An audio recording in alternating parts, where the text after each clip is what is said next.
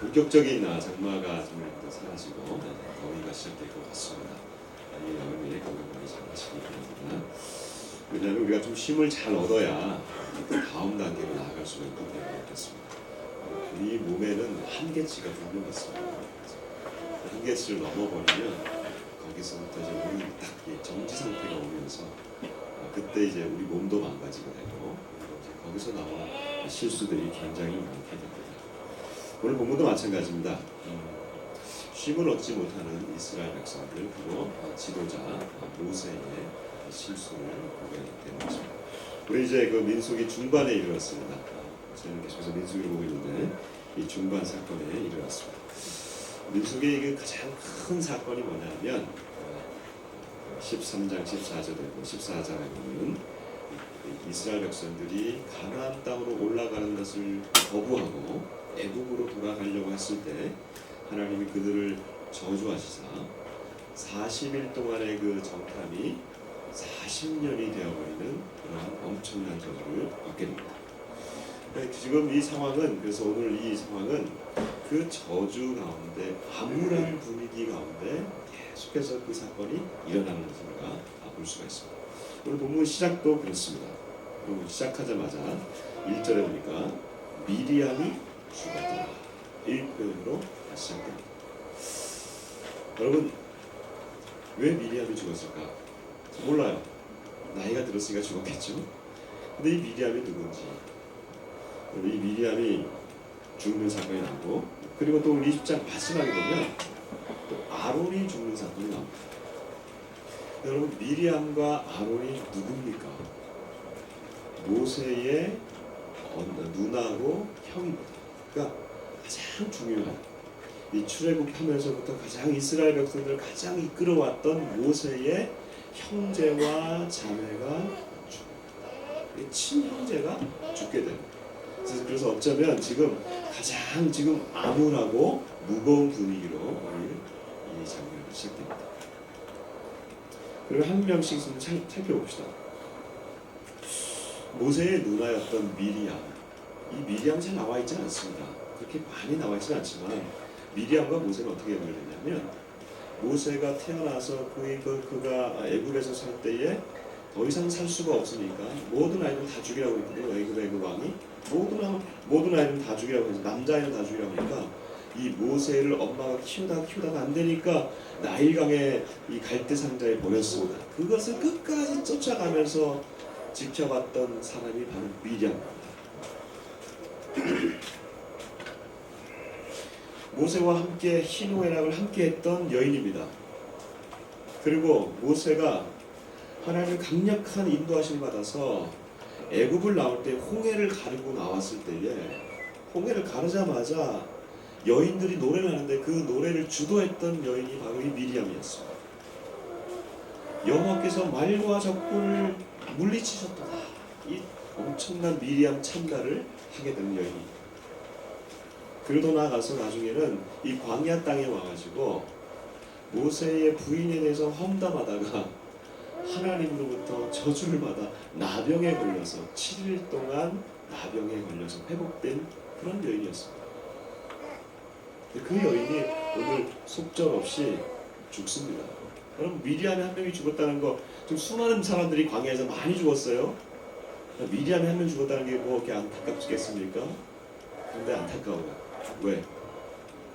모세의 누나로서 모세와 함께 이 사람이 지금 애굽에서부터 반드시 가나안 땅을 가리라고 했던 그 여인인데 그 여인이 끝까지 못 가고 광야에서 죽습니다. 너무 안타까워요.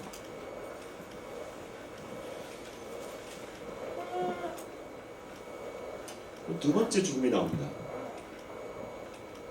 오늘 또 사건에 보면 이 마지막에 20장의 마지막에 보면 두 번째 사람도 죽습니다. 그 사람은 누구냐면 아론입니다.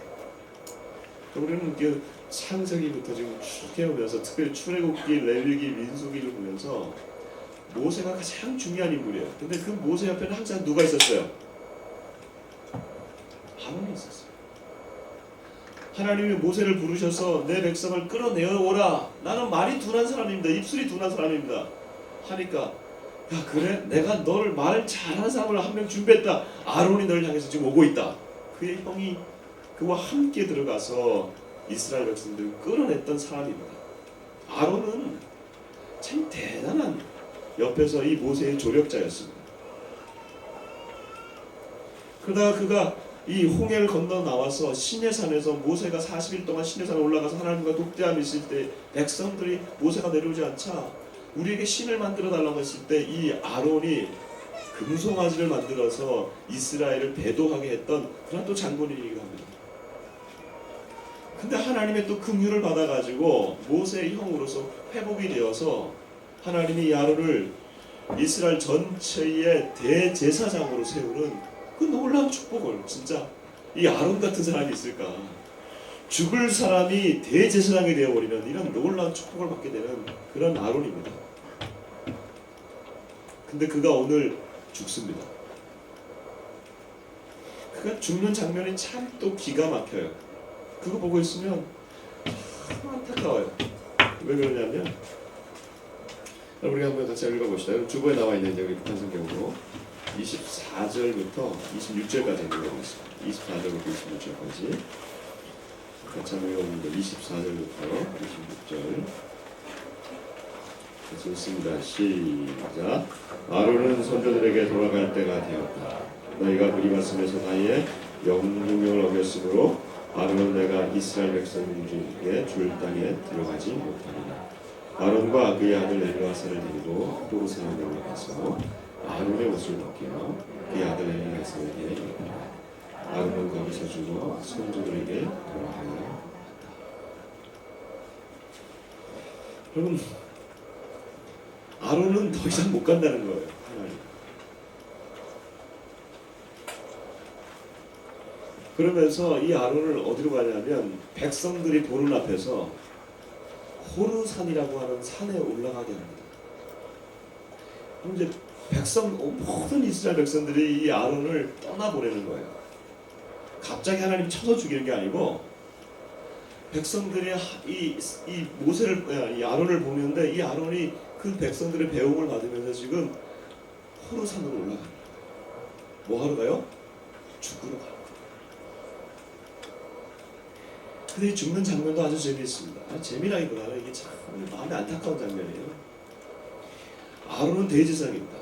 여러분, 대제사장은요, 이 대제사장의 영광은 옷에 있습니다. 그리고 머리에 관에 있습니다. 일반 제사장의 옷과는 다릅니다. 화려합니다. 그리고 그 쓴 관은 여호와께 성결이라고 하는 이 패가 붙어있는 이 관은요 아주 거룩한 관이에요. 이게 이 대제사장의 영광이에요. 이 옷을 입고 올라가서 이 옷을 모세가 벗깁니다. 그러니까 어쩌면 이 옷을 벗기는 순간 이 아론은 죽었을지도 모르겠어요. 왜? 하나님의 역할은, 하나님이 주신 역할은 거기까지입니다. 근데 이 옷을 누구에게 주느냐? 그의 아들에게 줍니다. 이 아들이 누구냐? 엘르아살인데 이 아들이 장자가 아니에요.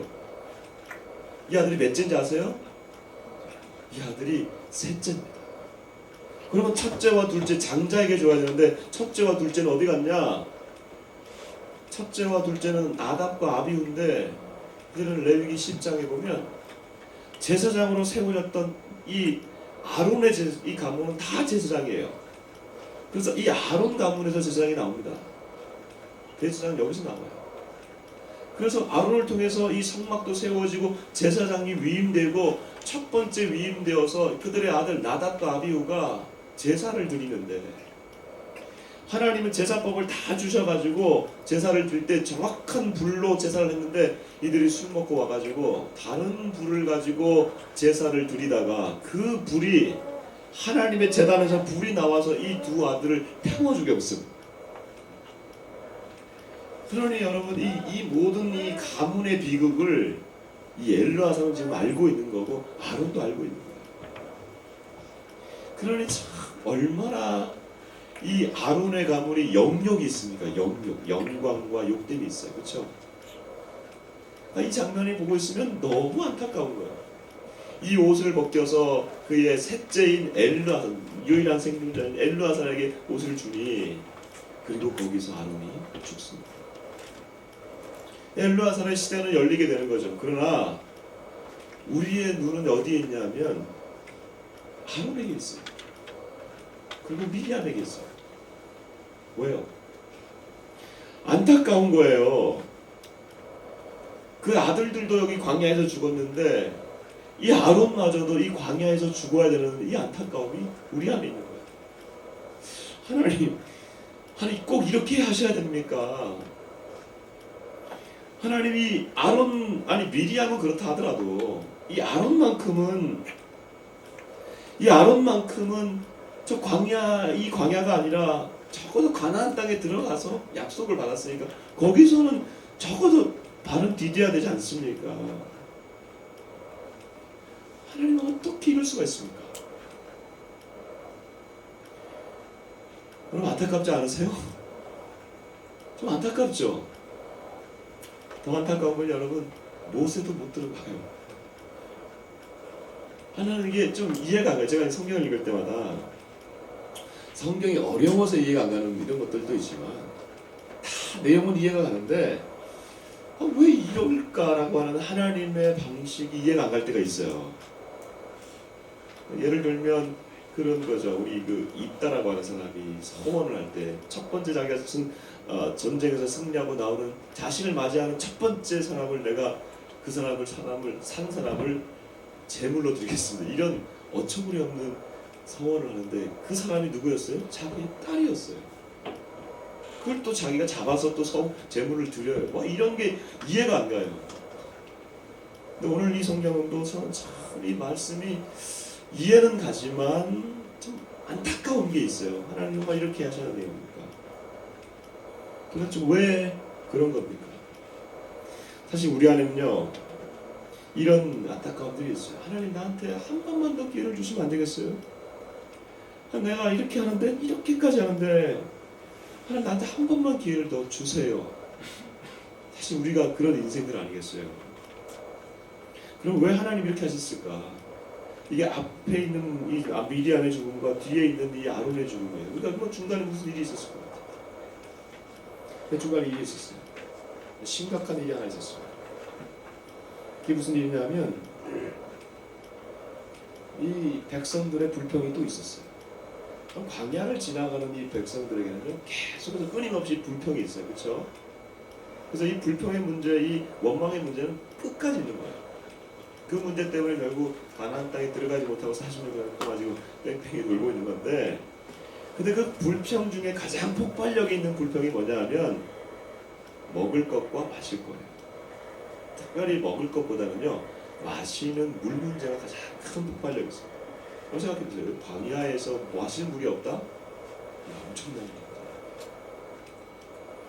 지금 이미 이 사건이 오늘 이 사건 전에 이미 광야에서 기록된 이 물 사건이 2번 더 있습니다.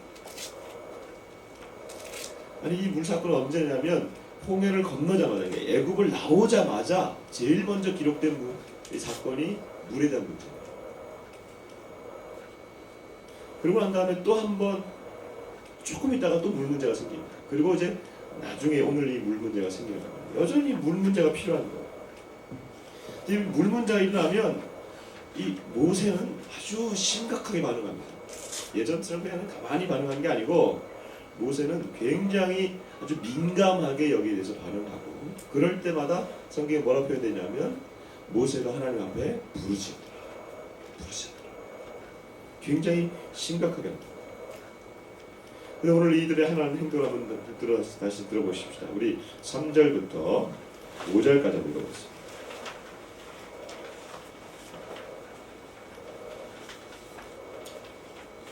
2절부터 5절까지 읽어보겠습니다. 시작.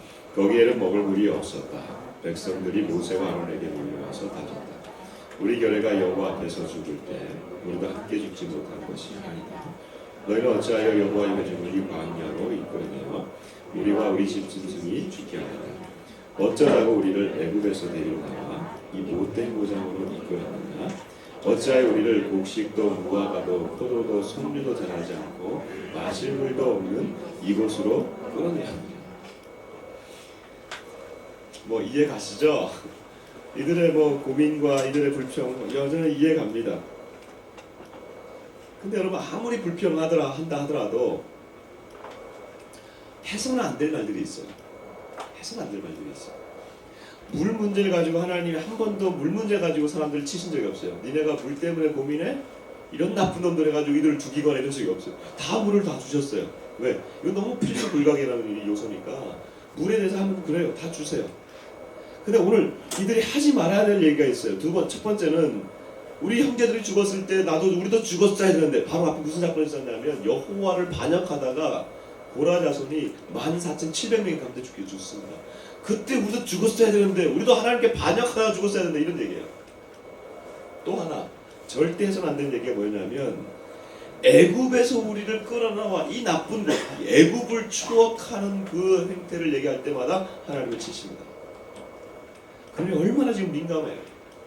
반드시 하나님께서 또 치실 것인데 여러분 지금 불평하는 백성들 또 하나님은 치시려고 지금 준비하고 있는 이 하나님 사이에서 가장 고민되고 이 난처한 사람 누구예요?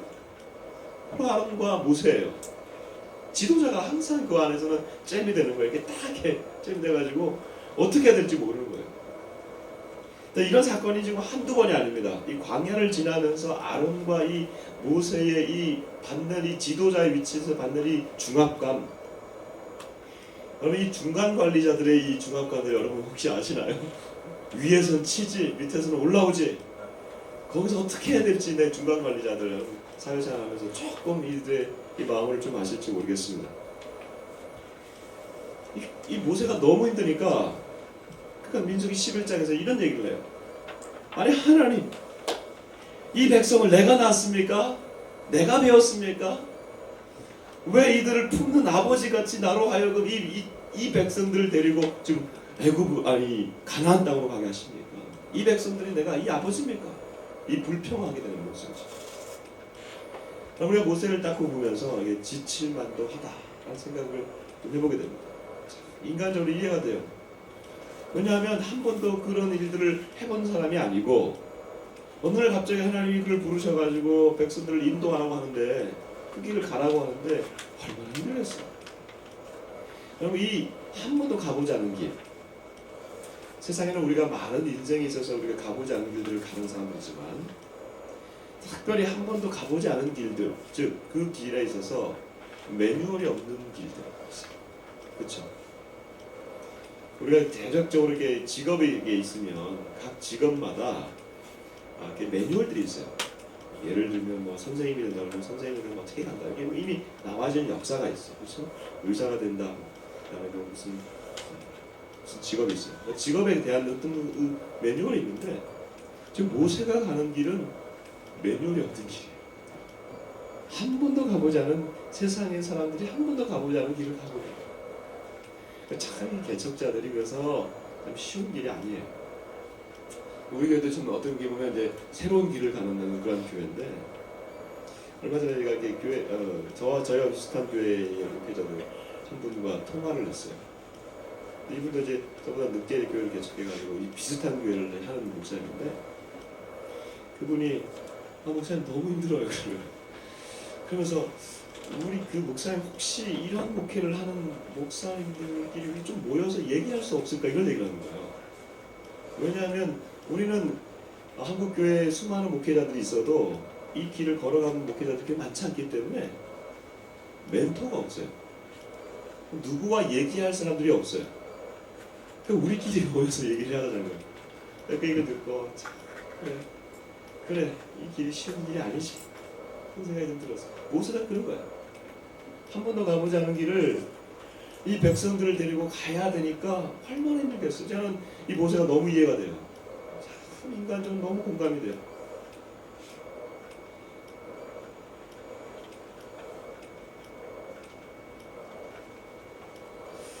그런데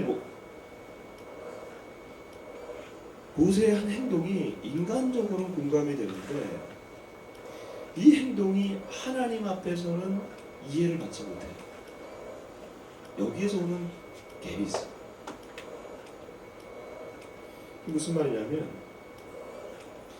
모세가 너무 지쳐가지고 하나님 앞에 또다시 나아가는데 예전처럼 그 긴장감이 떨어져 버렸어요. 두 번의 물사건이 이미 있었습니다. 그럴 때마다 모세는요 부르짖었어요. 근데 지금은 부르짖지 않아요. 부르짖지 않으면서 그가 이렇게 얘기를 합니다. 우리 10절, 11절 같이 한번 읽어봅시다. 10절, 11절 같이 한번 읽어보겠습니다. 시작. 모세는 아론과 함께 그 바위 앞에 회중을 불러놓고 외쳤다. 반역자들아 들어라. 이 바위에서 물이 터져나오게 해주랴. 그리고 나서 모세가 손을 들어 지팡이로 그 바위를 두 번 치니 물이 활활 터져나왔다. 회중과 집진숙이 그 물을 마셨다. 모세가 하는 행동이 지금 예전 행동과는 다릅니다. 너무 막 두려워 떨면서 하나님 어떻게든지 이 물을 주십시오 라고 하던 그 행동에서 지금은 이 긴장감이 완전히 사라진 그런 목소리가 야 이 반역자들아 들어라. 우리가 이 반석에 물을 내랴. 이 물을 내주시는 분이 누굽니까? 하나님이십니다. 근데 이 모세는 알고 있는 거예요. 하나님께 부르짖으면 반드시 물을 주니까 내가 이 반석을 치면 물이 나올 것이다. 자동적으로 나올 것이라는 것을 지금 모세가 알고 있는 거예요. 하나님이 주시는 것이긴 하지만 내가 치면 나오니까 다른 말로 하면 자 내가 물을 줄게 라고 하는 그런 긴장감이 떨어진 그런 마음과 태도로 지금 얘기를 하는 거예요. 물론 하나님이 이 기도를 들으시고 이 반석에 물을 내주십니다. 왜냐하면 이건 백성들을 위한 거니까. 백성들에게 물을 줘야 되니까. 그러나 모세와 아론을 향해서는 지금 하나님이 다르게 반응하십니다. 12절 같이 한번 읽어봅시다. 12절 같이 읽어보겠습니다. 시작. 그러나 여호와께서는 모세와 아론을 꾸중하셨다. 너희는 나를 믿지 아니하여 못하여 이스라엘 백성 앞에서 내 영광을 드러내지 못하였다. 그러므로 너희는 내가 이 회중에게 줄 땅으로 그들을 인도하여 드리지 못하리라. 한 번의 실수를 가지고 하나님 단칼에 잘라내십니다. 아론에 대해서 아까 우리 얘기했지만 사실은 이것도 모세까지 포함돼서 한 번의 실수를 가지고 너희가 이스라엘 백성들 앞에서 내 영광을 드러내지 못했다. 한국 성경은 내 거룩함을 드러내지 못했다. 이 얘기는 마치 모세 네가 지금 이 반석을 쳐서 네가 물을 내는 것처럼 백성들에게 하게 하였다.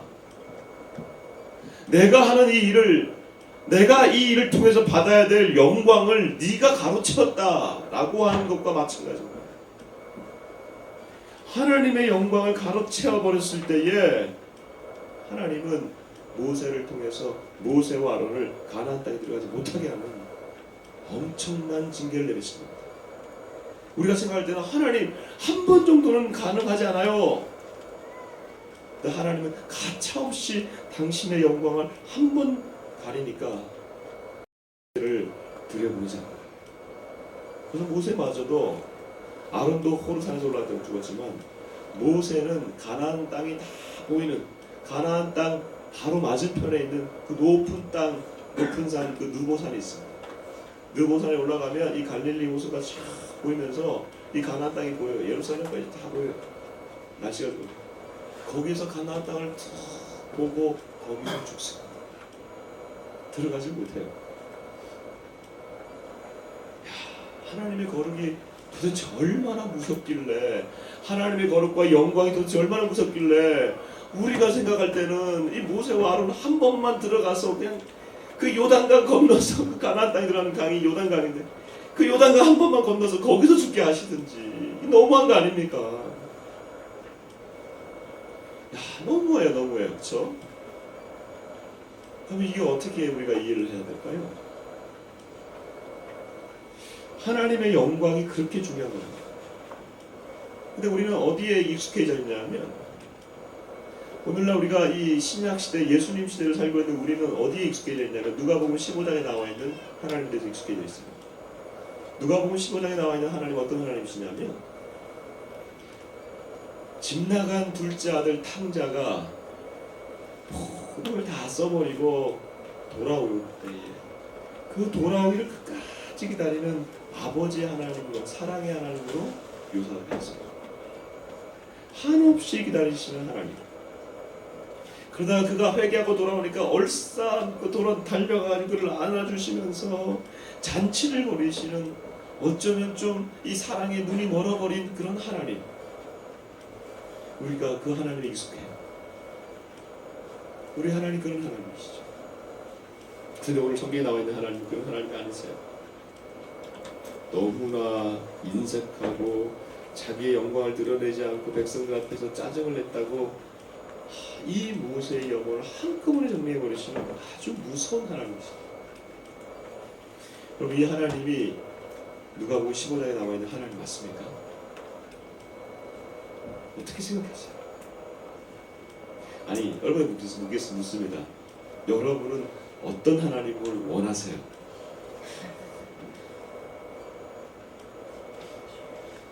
나는 이 모세의 하나님을 원합니다. 아마 이 중에 아무도 제정신인 사람은 없을 겁니다. 그런 사람은 없을 거예요.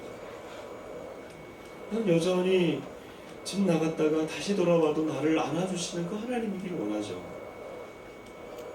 근데 이 하나님이 이 하나님이에요. 다른 하나님이 아니에요. 여러분, 이 집 나갔다가 돌아오는 이 탕자를 기다리는 그 탕자는 구원에 관한 얘기입니다. 죄를 짓다가도 이 죄 가운데서 나를 다시 구원해 주시는 그 하나님의 만나는 그 하나님이에요. 지금 모세와 아론은 평범한 이스라엘 백성이 아니에요. 즉 일반 백성들이 아니라는 거예요. 이들은 하나님의 가장 거룩한 그 거룩까지 들어간 사람들이에요.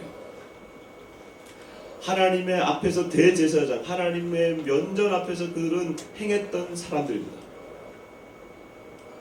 바로 우리의 수준이 어디에 앉아 우리에 머물러 있냐면 우리는 여전히 탕자 하나님 앞에서 머물러 있어요.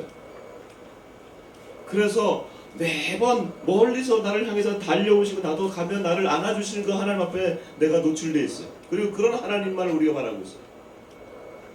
근데 하나님은 결코 우리를 멀리서 내가 받아주는, 매번 달려가시기를 원하시는 그런 하나님이 아니라는 거예요.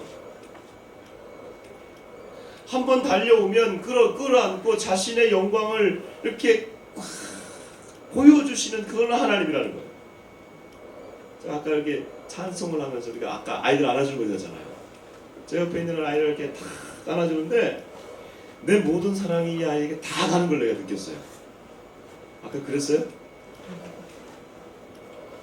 그러니까 제가 보면서 우리 부모된 여러분들 집에 가서 아이를 많이 안아주세요. 아이를 많이 안아주세요. 이 하나님이 당신의 자녀를 꼭 안아주셨을 때에 이 당신 안에 있는 사랑과 당신의 속성이 들어가는 겁니다. 그러니까 이 탕자 하나님에서 우리가 머물러 있으면 우리는 계속해서 도망갔다가 다시 돌아와가지고 하나님 얼굴 잠깐 보고 다시 도망가고 싶은 그런 얼굴들이잖아요 지금. 근데 그게 아니고 하나님은 이 모세와 아론은요 이스라엘 백성들이 아니었어요. 일반 백성들이 아니고 하나님 앞에서 꼭 안겼던 사람들이었어요. 그래서 하나님의 가장 거룩한 그 영광 가운데 들어갔던 사람들이에요. 여러분, 하나님은 당신의 영광과 거룩을 보여준 자들에게는요 더 엄격한 기준을 요구하시는 거예요. 그래서 이 거룩은 등급이 있다고 그러지 않았습니까? 거룩의 최고봉에 들어간 사람, 대제사장인 이 아론, 그래서 이 성막 중에서도 가장 깊은 이 지성소까지 들어가는 이 대제사장인 이 아론과 하나님의 얼굴과 면전에서 그 하나님의 얼굴을 봤던 그 모세가 하나님의 거룩을 드러내지 않는 이 상황에서는 하나님 더 이상 쓰지 않는 거예요. 여러분, 이것은 엄청난 교훈을 주고 있습니다. 오늘 우리 그리스도인들이 하나님의 이 거룩함에 대해서 어쩌면 우리는 이 거룩함의 이 마지막 이 가장 얕은 수준에서만 우리가 머무르면서 그 수준에서만 우리가 하나님의 거룩에 대해서 얘기를 하다 보니까 이 거룩의 깊이에 들어가지 않는 거예요. 그 거룩의 깊이에 들어가지 않으니까 이 거룩함에 대해서 책임을 지지 않는 겁니다. 그러다 보니까 우리는 책임 없는 그리스도인이 되어버리는 거예요. 책임질 일이 없어요. 근데 거룩함의 깊이로 깊이 들어가고 사랑을 많이 받은 자들이야말로 책임을 지는 거예요. 그런 책임들이 뭘로 나옵니까? 교회에서는 어떨 때는 직분으로 나와요. 그렇죠? 어떤 무슨 포지션으로 나와요. 그냥 교회에서 직분을 맡을 때 아무나 맡깁니까? 집사를 세울 때도 아무나 세우지 않잖아요. 제일 받은 지 3년 이상 되고 우리 교회 훈련도 받고 이 거룩함을 경험하게 해서 어찌됐든 경험하게 해서 그게 무슨 뭐 직분을 맡기잖아요. 여러분 1년이 지나보십시오. 2년이 지나보십시오. 3년이 지나보십시오. 시간이 지나면서 그 거룩함에 대한 강도가 떨어져 버릴 때 나에게 뭐만 남았습니까? 오늘 모세와 같은 이 작업들이 남는 거예요. 이런 태도가 남는 거예요. 내가 하는 이 예배, 내가 맡아 있는 어떤 봉사의 자리, 내가 너희들에게 물을 내랴, 이 태도가 우리 가운데 있는 거예요. 재정을 맡은 사람들이 함부로 재정을 쓰게 되는 그런 역사들이 지금 교회들마다 얼마나 많은지 몰라요. 봉사의 자리가 자기의 권력의 자리가 된 교회들이 얼마나 많은지 모릅니다. 예배는 그냥 그저 드리는 예배예요. 지난주에도 드렸으니 오늘도 우리가 예배 드리니 그냥 그대로 행하는 예배, 감동 없는 예배, 감동 없는 봉사, 감동 없는 그 자리. 오늘 이 모세의 이 행위를 보면서 우리에게 주시는 하나님의 메시지였습니다. 내가 오늘 이 드리는 예배, 내가 드리고 있는, 내가 오늘도 이 공동체에서 자리 잡고 있는 그 역할, 그것이 결코 하나님의 영광을 가리는 긴장감 없는 행위가 되어서는 안 된다.